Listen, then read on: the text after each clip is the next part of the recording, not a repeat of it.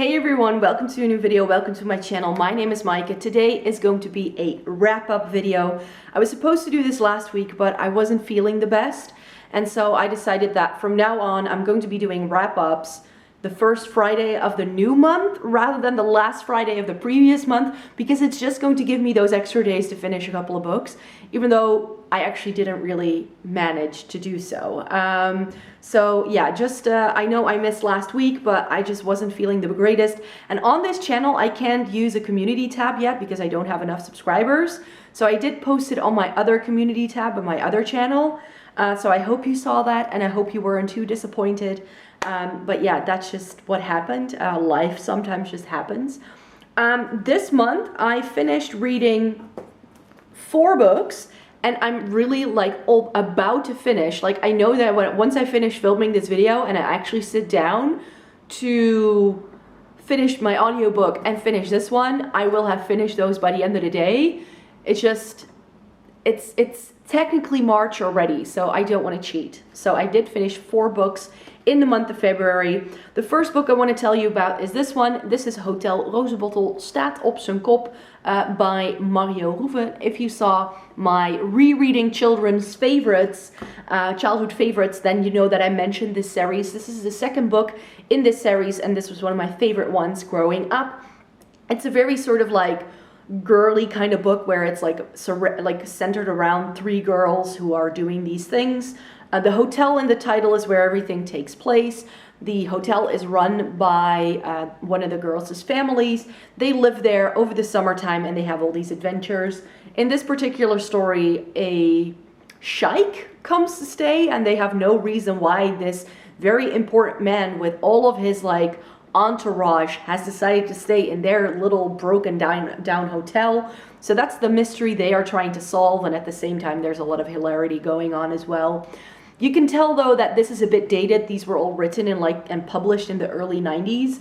So you can sort of tell that it's it's a little sort of but it was still enjoyable. And I actually started to remember parts of the story coming back as I was reading it, because I did read this book a couple of times when I was a kid, so I did really enjoy that one. Then towards the start of the month, I also read this one. This is the 3rd book in the Jacoby series by William Ritter, and it's called Ghostly Echoes. I can't say too much about it because now that I've read the 3rd book, I am starting to realize more and more that these aren't just separate standalone cases, but that all of these books together actually string out to have more of a plot line that covers all the books. I thought this was the last one. Turns out there's one more called The Dire King, and I ordered that, so hopefully that will be arriving soon so I can actually finish reading this series.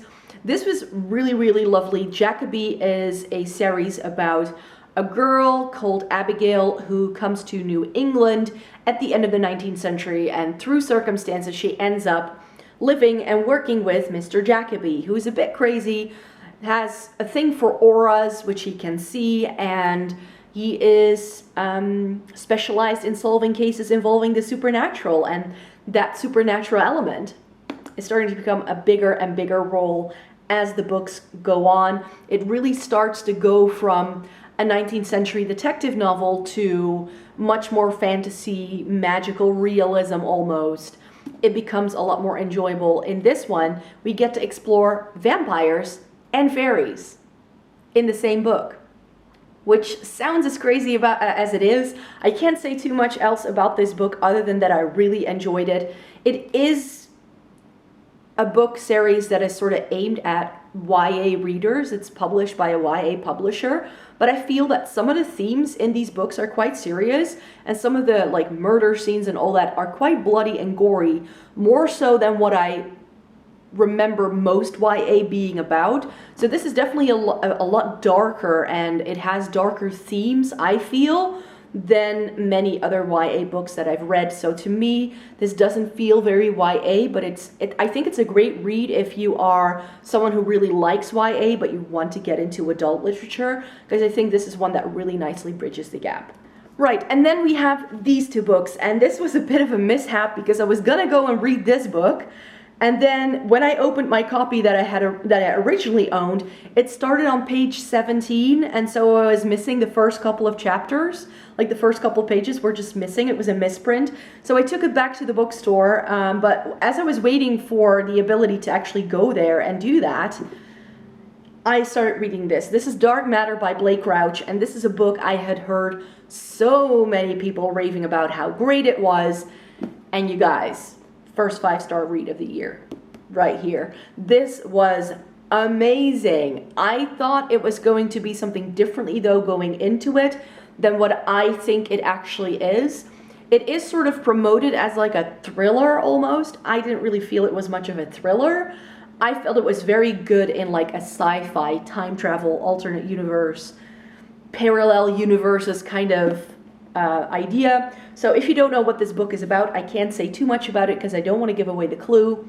But this is all about Jason Dessen, and Jason is just a regular guy with his wife and his son, and he goes over to a bar where one of his friends is celebrating getting some sort of scientific prize.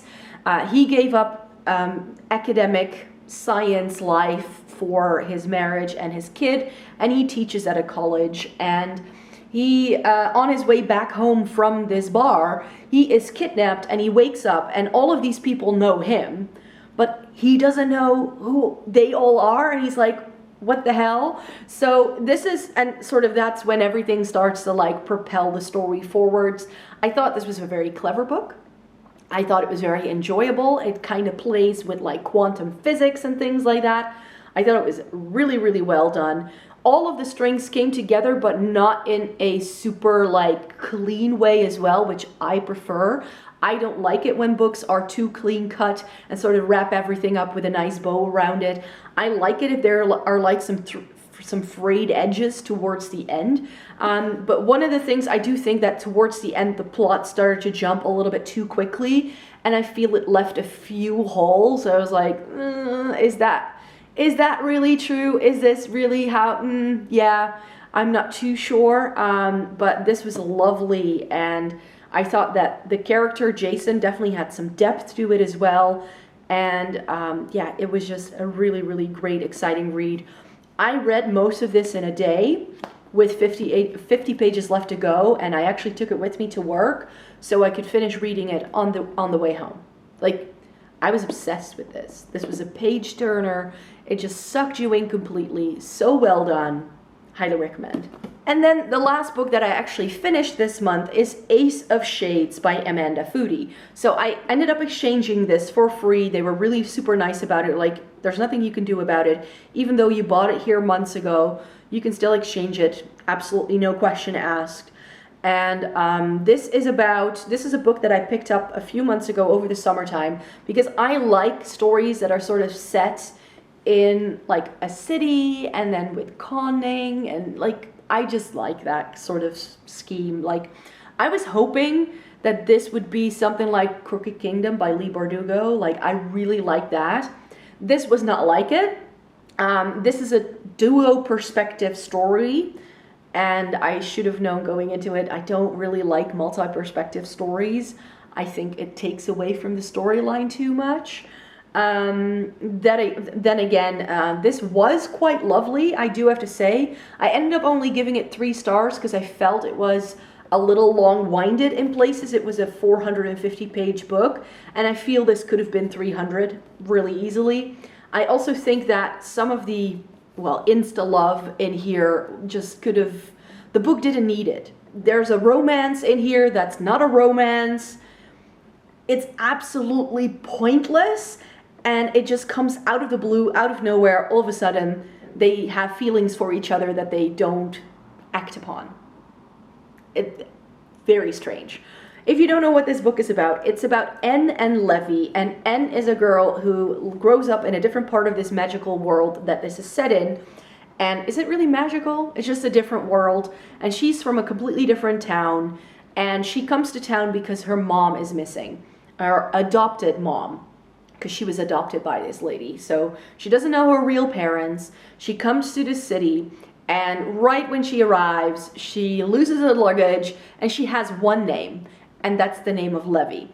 And so she needs to find Levy, finds him, and they are pretty much then going to be like going to find this mom together, which sounds like a really cool premise. Levy is introduced in the blurb as a conman and a street lord, like a gangster kind of figure, and he is, but at the same time we find out very quickly that he's actually, well, almost like a puppet for someone far more powerful in this world, which he actually takes her to, because since she's lost all of her belongings, she needs a place to stay and she needs a job. So that's what gets her also tied to this very influential person, and then everything sort of catapults from there. The action was nice. I thought that the actual plot and how that unraveled was actually really nicely done. I just think it took too long, which took away from the suspense. It's like you're waiting around for something to happen, and then everything wraps up in like the last 75 pages, and you're like, wait, what? Is it over?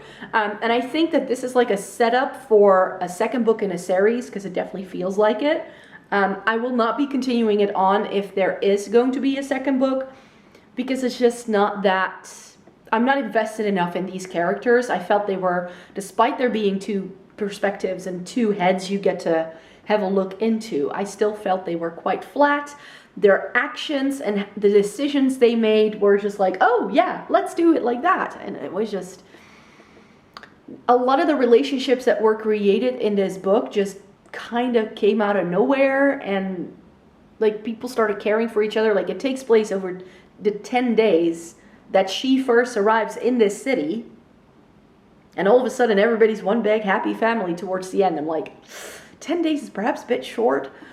So in terms of time span, things that are actually happening in here, some of it was also a bit convenient. So in terms of like this being a YA story, I felt that this was a more classic YA story than, for instance, this one, which is one where everything is very nicely resolved towards the end, and of course our heroes get to live on happily ever after.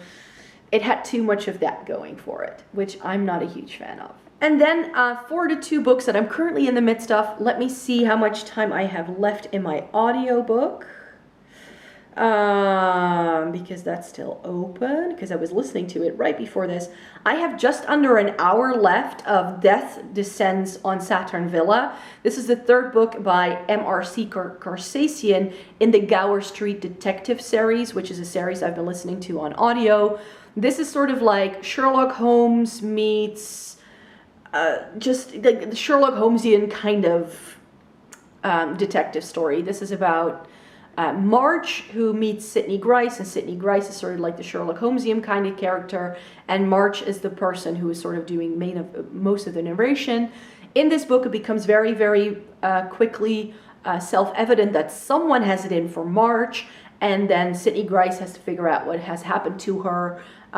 Again, this feels a little long-winded in places, which is why I didn't always want to feel, didn't always feel like picking it up throughout the month.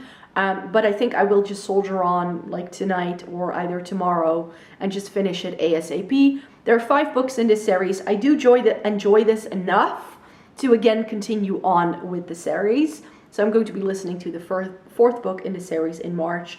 And then when I finished reading Ace of Shades, I was in for something completely different. So I started reading The Third Man by Greene. I didn't know this was a screenplay originally. This is a story that was written to turn it into a movie script.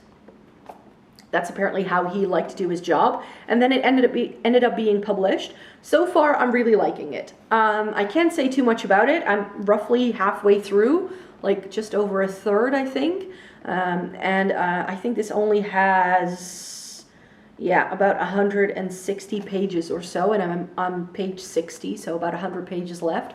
So again, this is something that I can very easily finish. Since this is very dialogue heavy, it's also one you can breeze through quite quickly. So I think I will be finishing this in one of the next couple of days and then pick up something else again.